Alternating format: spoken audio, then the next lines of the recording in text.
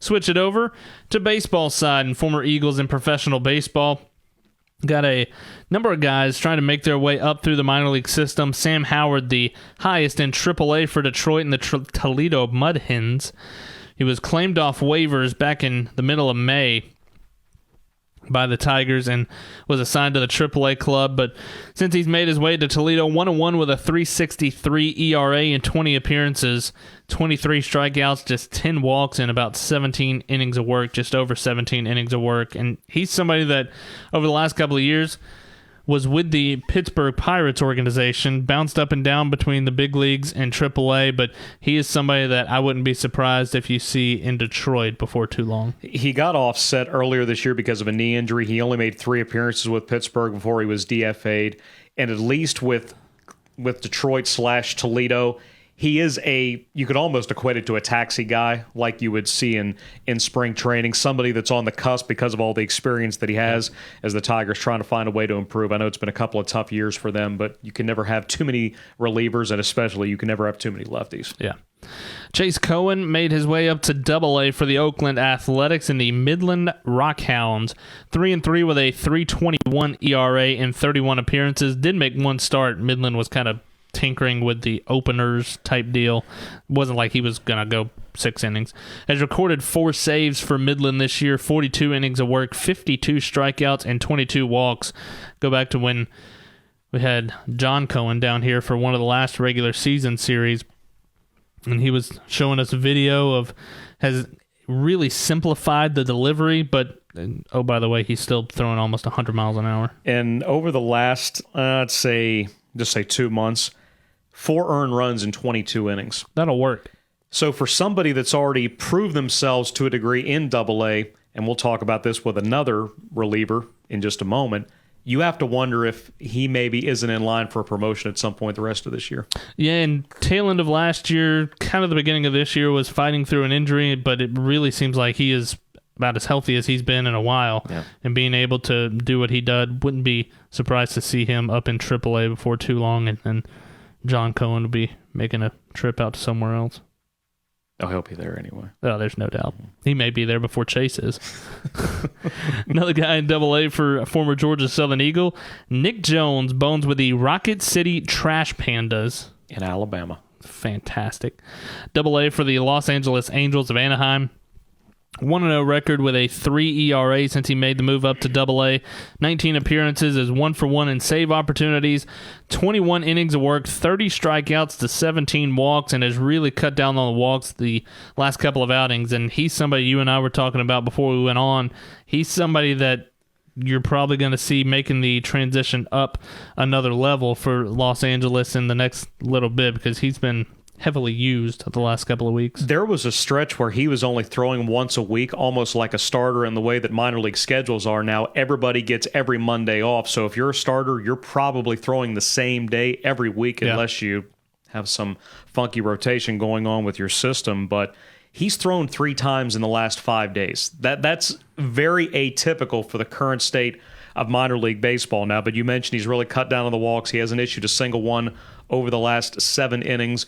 But the more that you go in a brief amount of time, more so than Cohen, I've got to think that the Angels are looking a lot at him, because we watched him develop here. It looks like that's going to another level, and about to go to another level, literally. Yeah, and that's a fast track. I mean, you look at it, not this past season, obviously, but less than 2 years ago, he was pitching at J.I. Clements. Now he's knocking on the door of AAA. He showed his pitching chart from his freshman year here, and I think he was hitting 83. And now he's 92, 94 with a fastball breaking ball combination that looks exactly the same until it's pretty much on you. And one heck of a stash. Yeah, you can't coach that. No. Or Skipper tried, but you can't coach that. You can't. I mean, BJ did his best, but you can't coach the stash. Bones has got to be Bones. Yeah. One guy that is absolutely ecstatic to be able to talk about, Brian Eichhorn with the Lake County Captains, High A for the Cleveland Guardians. Almost said it, but I didn't. Cleveland Guardians organization.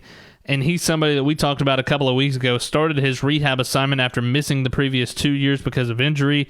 Started his rehab assignment in the Gulf Coast League on June 7th. Has made his way all the way up through Single A into High A. Has made 3 appearances for the Lake County Captains, 1-0, 4 2/3 innings of scoreless baseball, 7 strikeouts in those 4 2/3, and just 2 walks. And looks like Ike has gone back to Ike. I think opponents are hitting barely over 200 against him over his 11 appearances since coming back. We know what he did here. We also know how tough that can be mentally when you don't get to do what you want to do for not 1 year but 2 years, because there was no minor league baseball because of COVID. You mix in Tommy John surgery, you mix in some shoulder problems, doesn't get a chance to come back, and he's been in High A for the last couple of weeks. So apparently the I almost said it. Guardians, my apologies. They realize that he's 24 years old now. Yeah. So good enough to go, good enough to succeed. Maybe bump it up and see what you really have. And I think it kind of goes to show what the Guardians feel like they have in Eichhorn, because it's not often that you have a guy, especially a guy that hasn't seen Double A yet, you have him out for a couple of years consecutively and just kind of waiting and seeing. So that kind of tells you what Cleveland thinks they have in Brian Eichhorn to have that much faith to bring him back after that much time. And these early results are proving them right. Absolutely. Next guy up, Jordan Jackson from the Everett Aqua Sox. I don't know what an aqua sock is, but... You just said it. True. It's an aqua sock. There you go.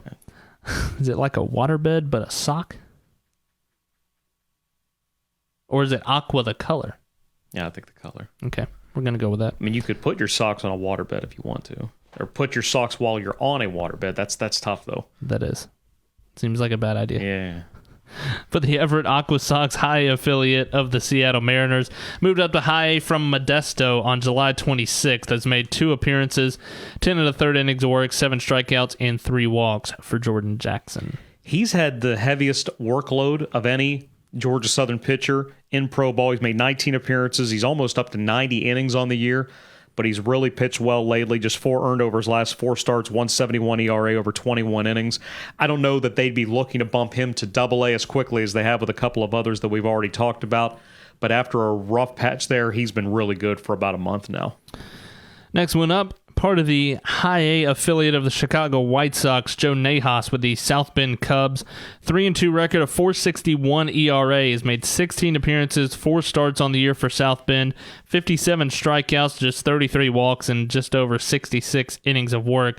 But back in the middle of July, he was added to the development list. And for you that have been in minor league baseball for however many years, development list, that essentially means you're going back to the spring training facility or the whatever the team development site is, either in Florida or Arizona. And a lot of guys go for a rehab. A lot of people go to kind of tinker with something specific if you're trying to add a pitch, but you're not with the team. You're in the Florida, or in this case Arizona site for the Chicago Cubs, and being able to work on what you need to work on without having to travel and deal with games. Yeah, this would be the equivalent of if you're in the majors and getting sent back to the minors. They're basically looking as this being the minors of the minors. It's not that there's any kind of punishment being deployed, but I know with Joe, they are trying to add an extra pitch. He's predominantly been a fastball slider guy, trying to incorporate a little bit more of the 12-6 curveball. We know he's got the arm strength. We know he's got the durability. He's one of the most well-conditioned guys I've ever covered. I know he was only here for 1 year back in 2019, but once that shows a little bit of legs, and get him back up where he needs to be. Next guy up in High A for Washington and the Wilmington Blue Sox, and Seth Schuman on the year, 3-2 record with a 3.23 ERA. Has made 14 starts and a pretty decent workload, 61 1/3 innings of work, 55 strikeouts, just 14 walks. He has battled through a couple of injuries, but was just placed on the, the middle of July, was placed on the injured list, and it looks like he may be shut down for the remainder of the year. But he's somebody that definitely showed Washington in his new club, and you got to talk to him earlier on a couple of weeks ago, but being able to see what he was able to show before having to go down with the injury. Yeah, that was when he wasn't giving up an earned run in the entire month of May. But this is the second year that he has pitched with Wilmington. somebody that if he can show that he's healthy going into 2023, I don't think it's out of the question that he could start in Double-A. It's likely, though, that he would return again to Wilmington, hopefully not for very long. We asked him if he had faced Juan Soto yet. Now, that may not be appropriate anymore because if Soto ends up getting moved at some point, I know that the contract has been an issue, but maybe he can face with another squad if he gets a chance to get to the show at some point. What, you got trade deadline coming up on Tuesday, I think? And the deadline for draft picks was today. That's right. There it is. Final former Eagle in professional baseball, Jonathan Edwards in Single-A for Los Angeles and the Rancho Cucamonga Quakes. Might be one of the best names in minor league baseball. But want to know the record in 7 appearances, a 9.45 ERA, just 6 2/3 innings of work, 12 strikeouts rather, and 13 walks. Trying to find his way a little bit in professional baseball, but in Single-A, everybody will pretty much tell you the individual numbers don't necessarily mean a whole lot. It's what you look like when you're putting up those numbers. Correct. So Edwards looking to try to find his way in professional baseball with the Single-A affiliate of Los Angeles. And for somebody like that didn't get really that much work at Georgia Southern, if you're Los Angeles, you see a projectable 6'6" right-hander with not a lot of mileage, not a whole lot of tread worn on the tires. Why not take a shot, see if there's some development, and if it works out, it's house money. Yeah. So, and the strikeout numbers are good, 15 strikeouts in 10 innings so far, but it's the walks. If those can come down and just allow it to develop, then maybe there's something that can be done. So that's your update on professional baseball. Former Eagles, again, Sam Howard with Toledo, AAA for Detroit. Chase Cohen with the AA affiliate of Oakland, the Midland Rockhounds. Nick Jones in AA for Los Angeles Angels with the Rocket City Trash Pandas. Brian Eichhorn, again, cannot tell you how ecstatic we are to talk about Brian Eichhorn again. Lake County Captains, High A for Cleveland. Jordan Jackson with High A for Seattle, the Everett Aqua Sox. Joe Najas with the development side of the Chicago Cubs organization. Seth Schuman with the High A affiliate of Washington, the Wilmington Blue Rocks. And Jonathan Edwards with the Rancho Cucamonga Quakes, Single-A affiliate for the LA Dodgers. And the break that Georgia Southern baseball caught this year is that neither Jesse Sherrill nor Noah Ledford were drafted. There were some conversations, the possibility that both could have gone maybe as early as day 2, certainly on day 3. But now, barring a free agent signee for both, they would be able to return as part of the team that just hosted. It still hasn't fully set in yet. For a 41-win squad that just hosted a regional, Sherrill's going to come back. He might be an All-American going into next year, and I don't think it's out of the question to say that Ledford could be an All-American going into next year because he was one after hitting 17 home runs this year. Did have one person affected with the MLB draft, the aftermath, undrafted free agent for Hayden Harris with the Atlanta Braves, first Georgia Southern Eagle to sign with the Braves since Connor Simmons a number of years ago. That's right. Former good one for Georgia Southern in the bullpen, and now lefty. Another one going to the Braves. Now, to think about him getting here in 2018, he got a lot of work as a reliever early, transitioning this year into a starter. I wish I could have seen that Notre Dame game work out for him, but unfortunately injury prevented him from making that start in the winner's bracket. But someone who undoubtedly turned his time around rapidly, and to see him have that success as the curtain was closing, pretty special for somebody who lasted 5 years and allowed himself to get better and didn't want to rush the process. You know, I need to reach out to Hayden because I really want to know who called him from the Atlanta Braves scouting. I hope it was Hugh. I do too. I really hope it was Hugh. I do too. I'm glad you knew where I was going with that too. He was playing in the development league, the MLB draft league with the Frederick Keys up in the state of Maryland before getting signed. Very nice. But again, that's your update on former Eagles in NFL camps, former Eagles in minor league baseball. We will keep you up to date on all the moving and shaking. Again, could see a couple bumping up to AAA over the next couple of weeks and months as minor league season starts to wind down in about a month and a half or so. Now you have playoffs coming up here pretty soon, but our attention, Eagle football, fall camp opens up Wednesday morning. Wednesday. Wow.